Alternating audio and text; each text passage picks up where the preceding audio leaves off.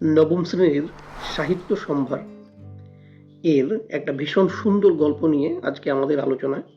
গল্পটির নাম বাজি। গল্পকার আন্তন চেখভ। তিনি রাশিয়ান লেখক। গল্প শুরু করা যাক। শরতের অন্ধকার। বৃদ্ধ মহাজন বসার ঘরে পায়চারি করে চলেছেন। বারবার তার মনে পড়ছে 15 বছর আগে শরৎকালে তিনি যে পার্টি দিয়েছিলেন তার কথা। সেই পার্টিতে ছিল অনেক গুণীজ্ঞানী লোক। আলোচনা হয়েছিল নানা ইন্টারেস্টিং বিষয় নিয়ে। আলোচ্য বিষয়ের একটি ছিল প্রাণদণ্ড।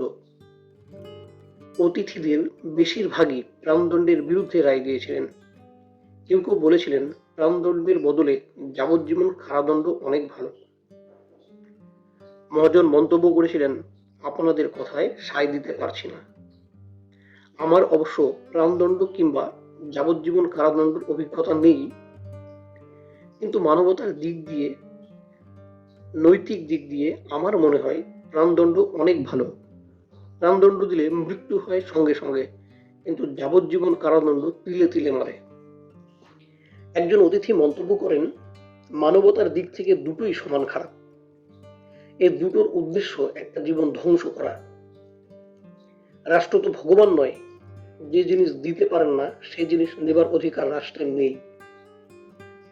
অতিথিদের মধ্যে ছিলেন এক আইনজীবী। বয়স তার 25-এর কাছাকাছি। এ বিষয়ে তার মতামত জানতে চাইলে তিনি বলেন, নীতির দিক থেকে প্রাণদণ্ড কিংবা যাবজ্জীবন কারাদণ্ড দুটোই সমান খারাপ, কিন্তু আমি যাবজ্জীবন কারাদণ্ডের পক্ষে। না বাঁচার চেয়ে বেঁচে থাকা ভালো। এই মন্তব্যের পর শুরু হয়ে যায় ধুমধুমার তর্ক বিতর্ক। মহাজনের বয়স তখন কম। দারুণ চোটে টেবিলে ঘুষি মেরে তিনি সেই উকিলকে বলেন, আপনি একেবারে বাজে বকছেন। 20 লাখ বাজি ফেলে বলতে পারি 5 বছরও আপনি কয়েদখানার ঘরে একা থাকতে পারবেন না। এ নিয়ে সত্যি সত্যি বাজি ধরতে চান? আমিও তাহলে বাজি ধরছি। 5 কেন, 15 বছর কয়েদখানায় একা ঘরে থাকতে আমি রাজি। 15 বছর থাকবেন? বেশ রাজি। আপনারা শুনুন, আমি বাজি ধরলুম 20 লাখ। মেনে নিলুম। আপনি বাজি ধরলেন 20 লাখ, আমি আমার স্বাধীনতা। এই হাস্যকর বাজি পাকাপাকি হয়ে যায়। মহাজনের তখন এত লাখ লাখ অর্থ যার গুণাগুণে নেই। তার তখন অর্থের গরম। দারুণ খুশি হয়ে খাবার সময় সেই তরুণ উকিলকে ঠাট্টা করে তিনি বলেন, এই বাজিটার কোনো মানেই হয় না। হয় আপনি আপনার জীবনের 15 বছর হারাবেন, না হয় আমার লোকসান হবে 20 লাখ। কিন্তু তাতে লোকে কি বুঝবে? যাবজ্জীবন কারাদণ্ডের চেয়ে প্রাণদণ্ড খারাপ? না না, একদম বাজে। আমি বাজি ধরেছি নেহাত একটা খেয়াল খুশির বসে, আর আপনি সোনার লোভে। আজ তার মনে পড়ছে সেই সন্ধ্যার পার্টির পরের ঘটনাগুলি। স্থির হয় মহাজনের বাড়ির বাগানের এক কোণের ঘরে সেই উকিলকে বন্দি থাকতে হবে। কড়া নজর রাখা হবে তার উপর। এ বিষয়ে দুজনেই তারা একমত হয় যে বন্দিদশায় উকিল ঘর ছেড়ে বেরোতে পারবে না, লোকজনের সঙ্গে দেখা করতে পারবেন না, কোনো মানুষের স্বর পাবেন না শুনতে, এবং পাবেন না কোনো চিঠিপত্র আর খবরের কাগজ। উকিলকে অবশ্য দেওয়া হবে একটা পিয়ানো, বই, চিঠি লেখার অনুমতি। সেই ঘরের ছোট্ট জানলা দিয়ে তিনি তার চাহিদার কথা কাগজে লিখে জানাতে পারবেন। পড়ার বই, গানের বই ইত্যাদি চাইলেই তিনি পাবেন।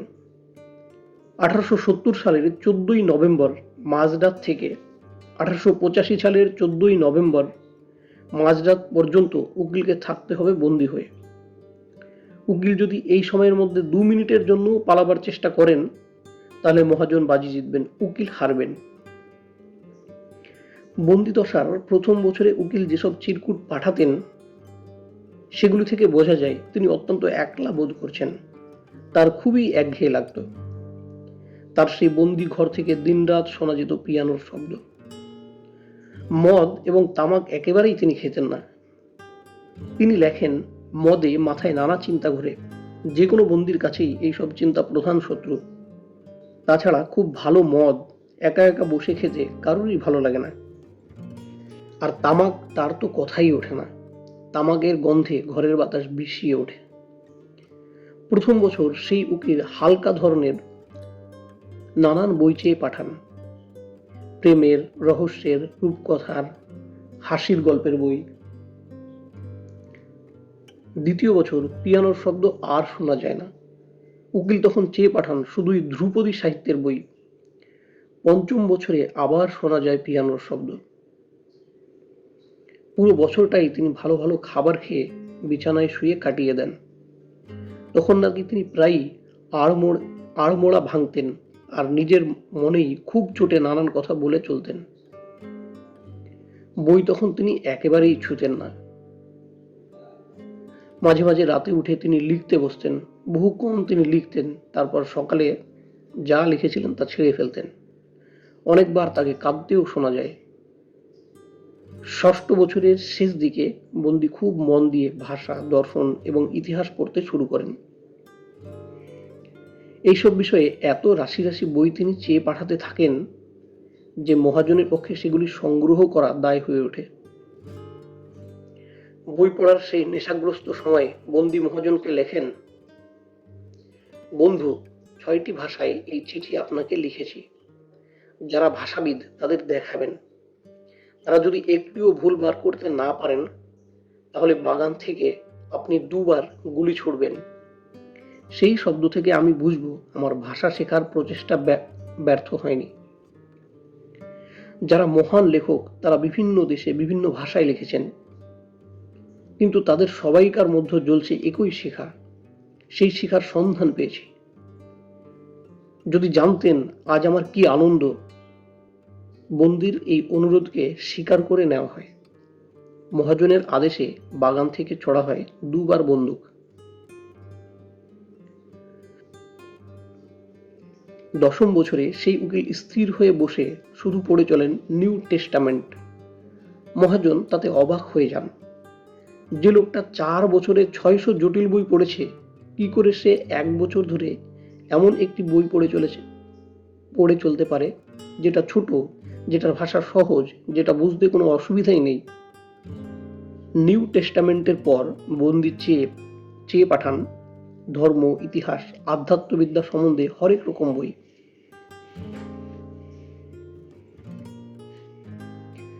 বন্দিদশার শেষ 2 বছরে বন্দি পাগলের মতো এলোমেলো অসংখ্য বই পড়ে। কখনো বা বিজ্ঞান, কখনো বা বাইরন, কখনো বা শেক্সপিয়র, কখনো বা রসায়ন, চিকিৎসা শাস্ত্র, উপন্যাস, দর্শন, ঈশ্বর তত্ত্ব সম্বন্ধে বই। তার পড়া দেখে মনে হয় যেন এমন একটা সমুদ্রে তিনি ভাসছেন যেখানে জাহাজ টুকরো টুকরো হয়ে গেছে, আর তিনি চাইছেন ভাঙা জাহাজের কোনো এক টুকরো ধরে নিজেকে বাঁচাতে। দ্বিতীয় পরিচ্ছদ। এইসব কথা মহাজনের মনে পড়তে লাগলো। মনে মনে তিনি বললেন, কাল রাত 12টায় উকিল মুক্তি পাবে। বাজির শর্ত অনুযায়ী তাকে দিতে হবে 20 লাখ। দিলে আমি তো একেবারে ফুতুর। না, ফুতুর না, খতম। 15 বছর আগে তার লাখ লাখ অর্থ ছিল, এখন তার কোনটা বেশি, অর্থের অঙ্ক না দেনার অঙ্ক? ভাবলেই বুক তার কেঁপে ওঠে। ফটকাবাজি ছিল তার নেশা। অর্থকে খোলামকুচির মতো 2 হাতে ছড়ানো ছিল তার শখ। এই বৃদ্ধ বয়সেও সেটা তিনি কাটিয়ে উঠতে পারেননি।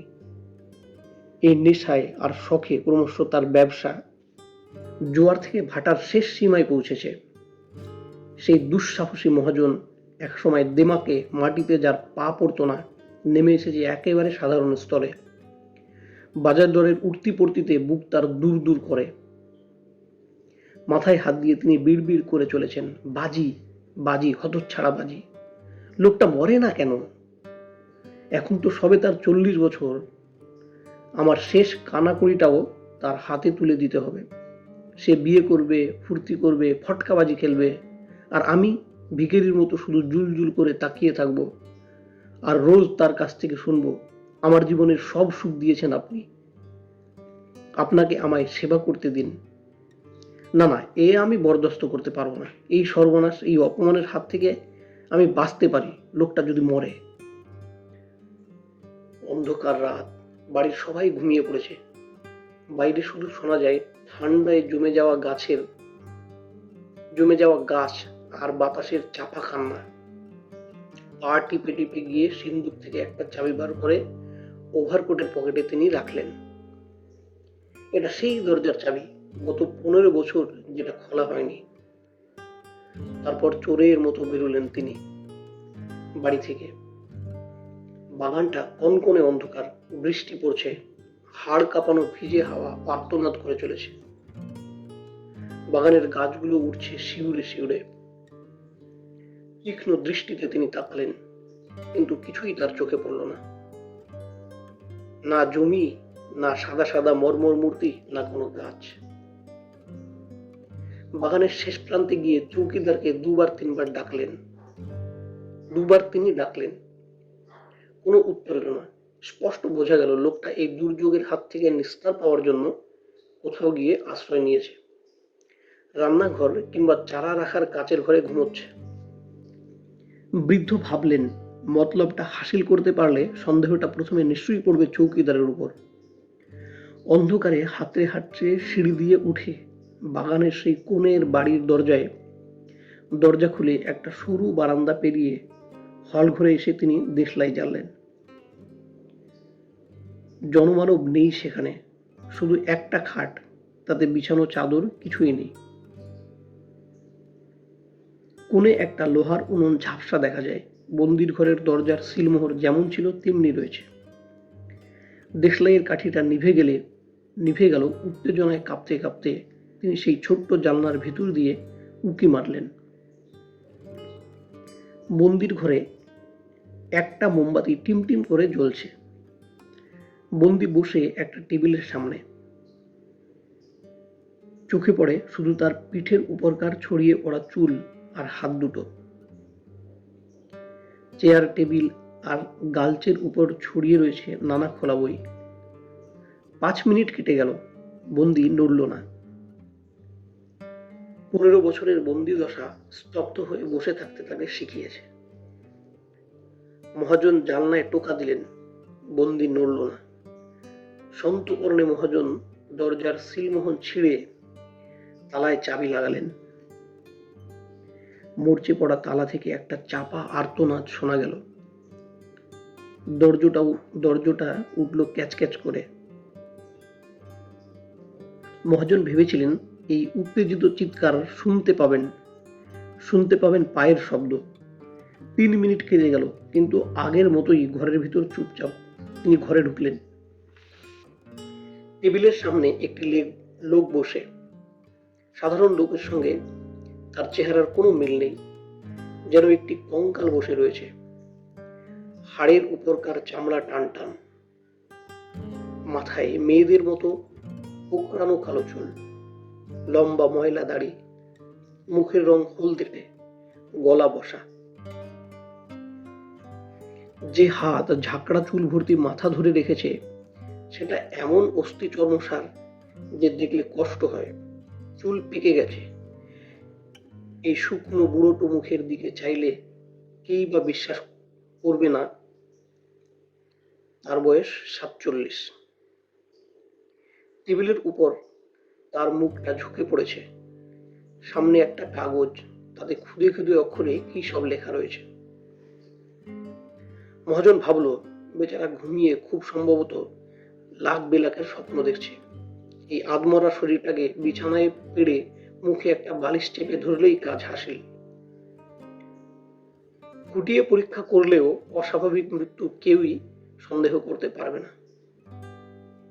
কিন্তু প্রথমে দেখা যাক লোকটা কি লিখেছে। টেবিল থেকে কাগজটা তুলে তিনি পড়তে লাগলেন। কাল রাত 12টায় আমি মুক্তি পাব, মানুষের সঙ্গে মেশবার অধিকার পাব। কিন্তু এই ঘর থেকে বেরিয়ে সূর্যের মুখ দর্শনের আগে কয়েকটা কথা আপনাকে বলা দরকার বলে মনে করি। ঈশ্বরের নামে শপথ করে অন্তর থেকে বলছি, স্বাধীনতা, জীবন, স্বাস্থ্য ইত্যাদি সম্বন্ধে বইতে যেসব গাল ভরা কথা লেখা আছে সেগুলোকে আমি ঘেন্না করি। 15 বছর ধরে কঠোর পরিশ্রম করে আমি পার্থিব জীবনের সব দিক খুঁটিয়ে বিচার করে দেখেছি। এ কথা অবশ্য সত্যি যে এই সময়ের মধ্যে আমি না দেখেছি পৃথিবী না মানুষ। আপনাদের বই থেকে আমি পান করেছি সুগন্ধি মদ, গান গেয়েছি, বনে বনে হরিণ শুয়োর শিকার করেছি। আপনাদের বইয়ের মধ্য দিয়ে আমি এলব্রুজ আর মাবলো পাহাড়ের চূড়ায় উঠেছি। সেখান থেকে দেখেছি সকালের সূর্যোদয় আর বিকেলের সূর্যাস্তের সোনা সোনা আকাশে সমুদ্র আর পাহাড়ে উপচে পড়তে। দেখেছি মাথার উপরকার মেঘে মেঘে বিদ্যুৎ ঝলসাতে। দেখেছি নানা সবুজ বন, মাঠ, নদী, হ্রদ, শহর। শুনেছি সাইদেনের গান, প্যানের বাঁশি। সুন্দর সুন্দর দেবদূতের ডানা আমি ছুঁয়েছি, যারা উড়ে উড়ে আমার কাছে এসেছে ঈশ্বরের কথা শোনাতে। আপনাদের বই থেকে আমি ঝাঁপ দিয়েছি অতল গভীরে, করেছি অসাধ্য সাধন, পুড়িয়ে ছাই করেছি বহু শহর, প্রচার করেছি নতুন নতুন ধর্ম, বিজয় করেছি দেশের পর দেশ। আপনাদের বই থেকে আমি গভীর জ্ঞান লাভ করেছি। মানুষের বহু শতাব্দীর ধ্যান ধারণা আমার খুলির মধ্যে ছোট্ট একটা দলা পাকিয়ে রয়েছে। আমি জানি আপনাদের সবাইকার চেয়ে আমার বিদ্যা বুদ্ধি বেশি, কিন্তু শুনুন, আপনাদের বইতে আমার ঘেন্না। পার্থিব সুখ, পার্থিব জ্ঞানে আমার ঘেন্না। সবটাই শূন্য, ক্ষণভঙ্গুর, মরিচিকার মতো মায়া। গর্ভে আপনারা বুক ফোলাতে পারেন, হতে পারেন আপনারা বিজ্ঞ আর সুন্দর, কিন্তু গর্তের মধ্যকার ইঁদুরের মতোই মৃত্যু আপনাদের পৃথিবী থেকে নিশ্চিহ্ন করে দেবে। পৃথিবীর সঙ্গে পুড়ে ছাই হয়ে যাবে আপনাদের বংশধর, আপনাদের প্রতিভাবান পুরুষদের অমরত্ব। সবাই আপনারা উন্মাদ, চলেছেন ভুল পথে। মিথ্যাকে আপনারা সত্যি বলে মনে করেন, কদর্যতাকে মনে করেন সুন্দর।